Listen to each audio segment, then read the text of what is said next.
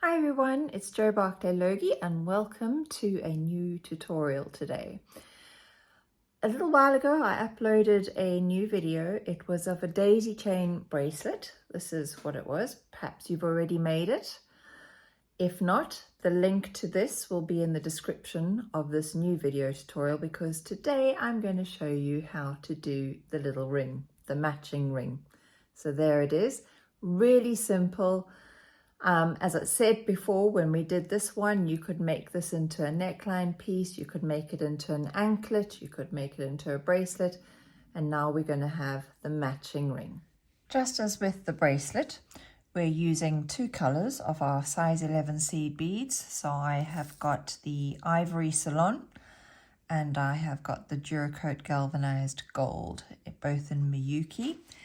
And I'm going to do the opposite of the ring that I already have. So I made the ring shank in gold and the little daisy in white. This time I'm going to do the ring shank in the ivory and the little daisy in gold. And we start exactly the same way that we started our bracelet. So remember, if you haven't done the bracelet yet, you'll find the link to the tutorial in the description of this YouTube video. We're going to start by picking up 4 of our size 11 seed beads. Okay, I'm using 6-pound fire line and a size 10 beading needle, and you will need about 3/4 of a meter of thread. Probably be far too much, but you don't really want to be adding in thread into something so little. So there are my 4 size 11 seed beads, and I'm going to move them down. I'm going to leave myself a good tail that I can weave away at the end. And I'm going to pass my needle up through the first 2 beads again.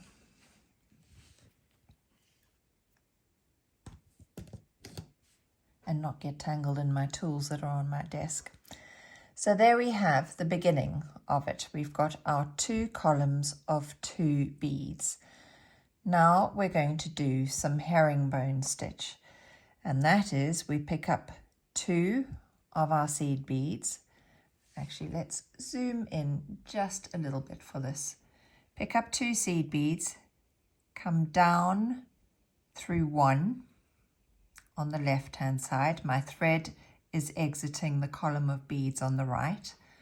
So I'm coming down through 1, and then I'm going to take my thread straight across, and I'm going to move or pass my needle up through 2. And that thread just disappears into that little intersection of beads there. So we're going to do it again.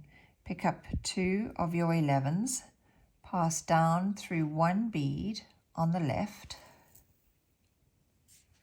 take your thread straight across and pass up through 2 beads on the right.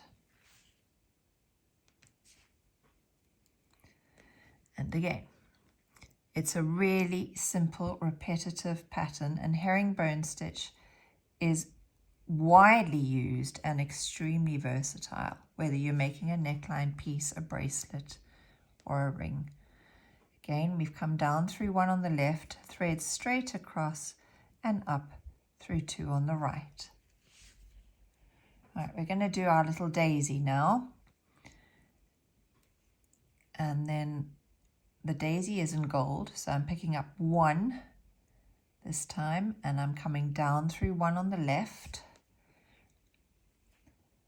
and up through 1 on the right, and I'm going to come through that little gold bead that I've just added as well. That gold bead is my first petal of my daisy. I'm going to pick up another 3 golds and a white 11 for the center, and I'm going to pass back through the gold bead from the opposite side. So you can see the thread is exiting the left and I'm coming through from the right. Then I'm going to pass through those 3 petals that I've just added. So the 3 gold beads. 1 more to come through. And then I'm going to add the petals for the other side, and that's another 4 of my gold beads. So 4 of your 11s.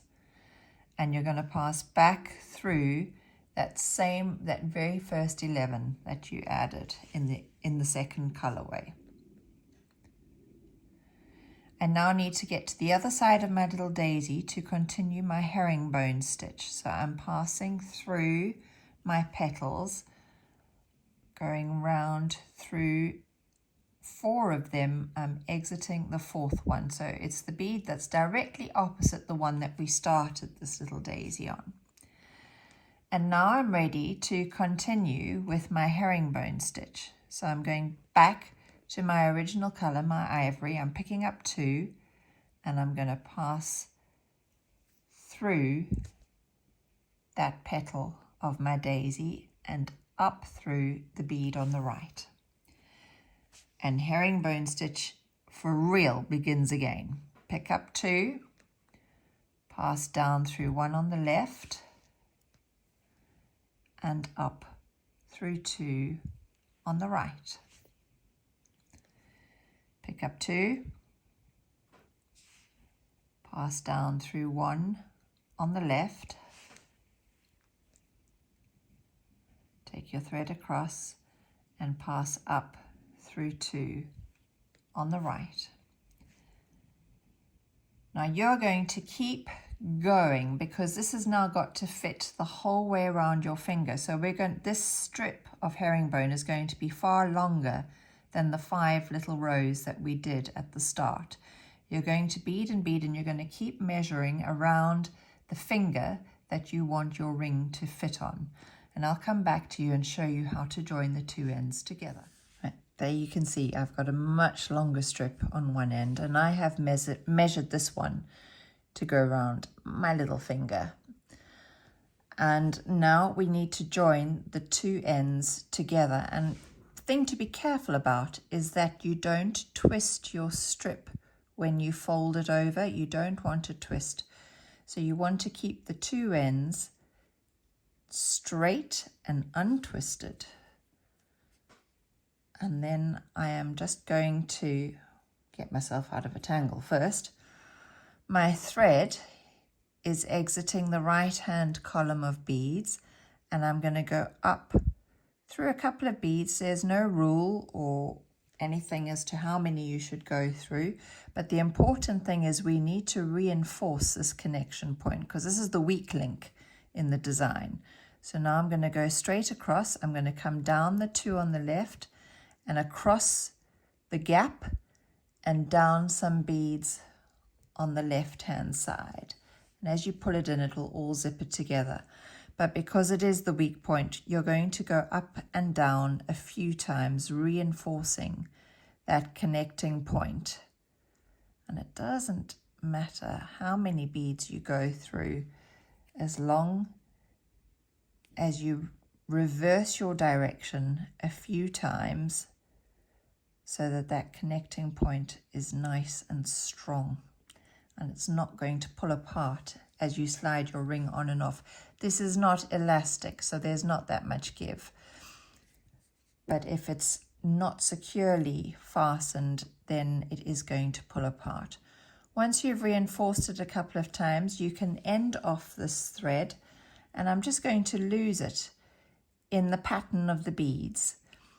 So again, I'm just going up and down through that herringbone stitch, changing directions a few times, confusing the thread path, so that if one part of it was to start unraveling right at the end, it's not going to go very far. And then you would do the same with your tail thread.